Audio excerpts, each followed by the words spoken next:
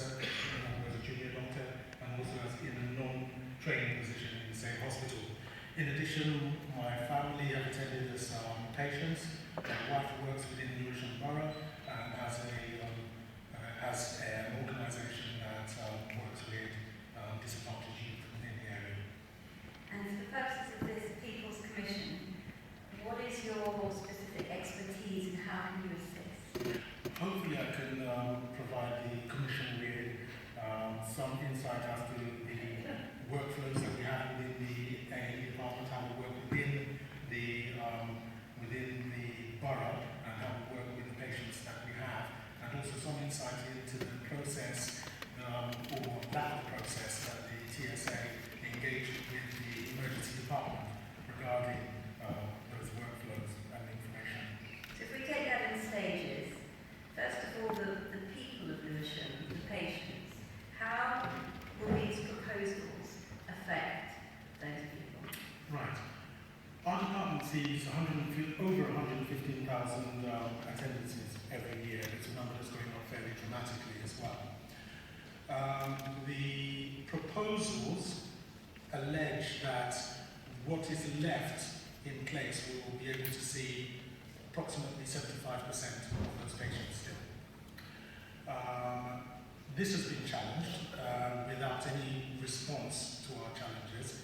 We, and by we I mean the consultants within the emergency department and also with the backing of our college, that actually it would be closer to about 50%. So you are going to see in excess of 50,000 attendances having to go to other emergency departments within the area. And what is the profile of the service users, patients? How do you describe them? What are the most common complaints and needs that are called for? I'm fairly sure that it's been stated earlier on in the Commission. Lewisham is an area of high deprivation, has areas of high deprivation. It's a young community, but similarly has a lot of patients who are elderly, are frail, have multiple comorbidities. We have a lot of commonly occurring conditions seen throughout the nation, things such as COPD, heart disease, diabetes. We also have a lot of conditions because it's an area of, it's a very multicultural area. We have a lot of conditions that are native to our population. So we see a lot of patients with things such as sickle cell disease. You have patients who come back to the area with important diseases such as malaria. These are all conditions that we treat very well within our department because we are used to treating these. Again, we would be looking at exporting these patients to areas that would not be as well set up to treat them. So in reality, where will these people go with no A&E admission? Well, it's interesting.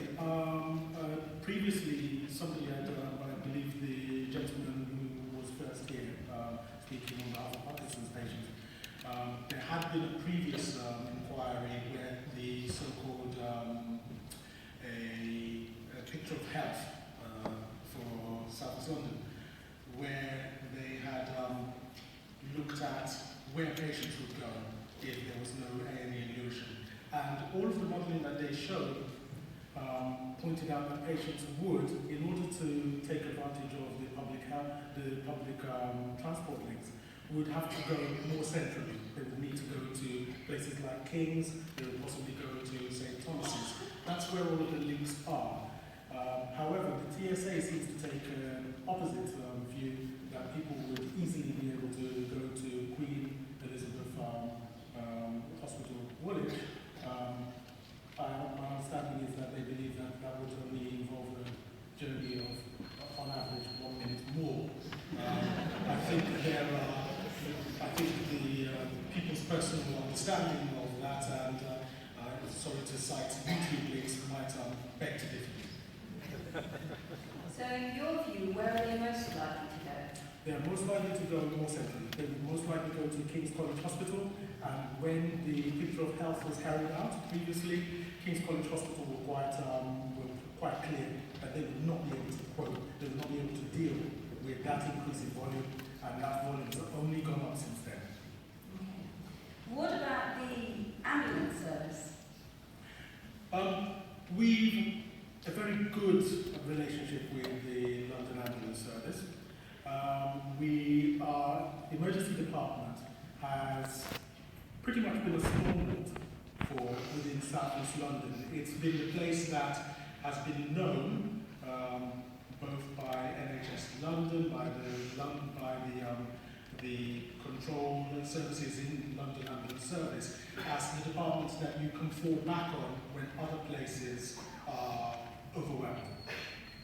And taking us out would not only exacerbate, would probably lead to a meltdown. Can I ask you about the process of the TSA? What is your view as to the extent of transparency in the process?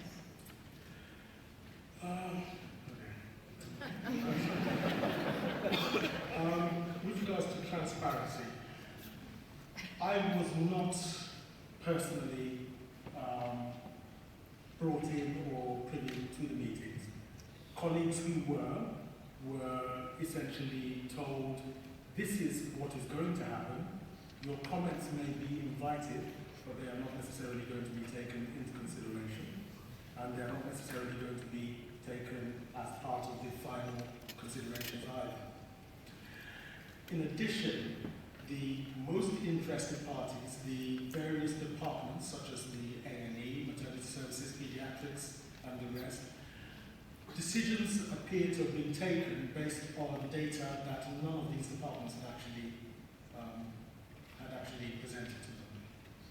So you had a process that not only was not transparent, but it was based on data that only they can tell you where they got it from, because they certainly didn't get it from us.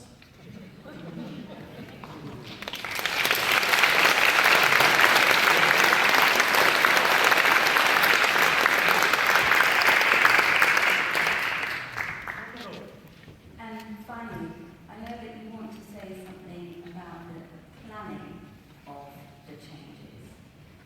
And you describe them as a sea change. What do you want to say about that? I think it's really important to state, the Secretary of State for Health had stated that we would be left with a small but safe A&E. I think it's really important to say that there is no such thing. It does not exist. We know what an A&E is. The College of Emergency Medicine has a fairly thick booklet which describes the services, the role, and the organisation of an emergency department. There is one of the major things there are that you have to be able to see 24/7 undifferentiated patients no matter where they're coming from, whether they're coming via ambulance, whether they're walking by themselves, and for the full spectrum of medical problems.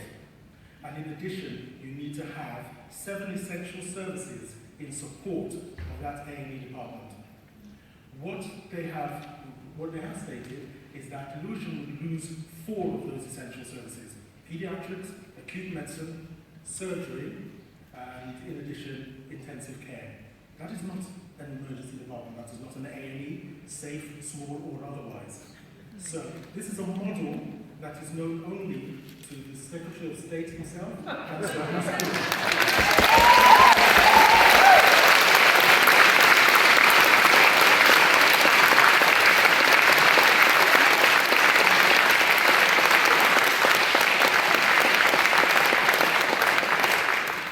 Thank you very much. Any questions?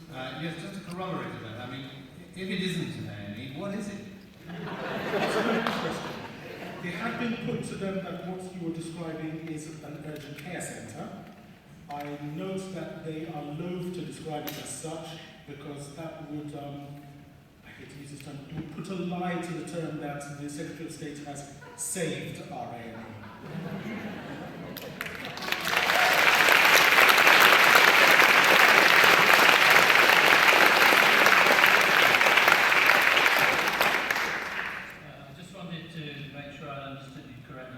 consultant in emergency medicine. One would expect when radical proposals to an A&E department are being proposed that a consultant would be consulted. One would expect so. You were not consulted, your opinion was not sought, the opinion of your colleagues was not addressed, listened to. No, we were informed.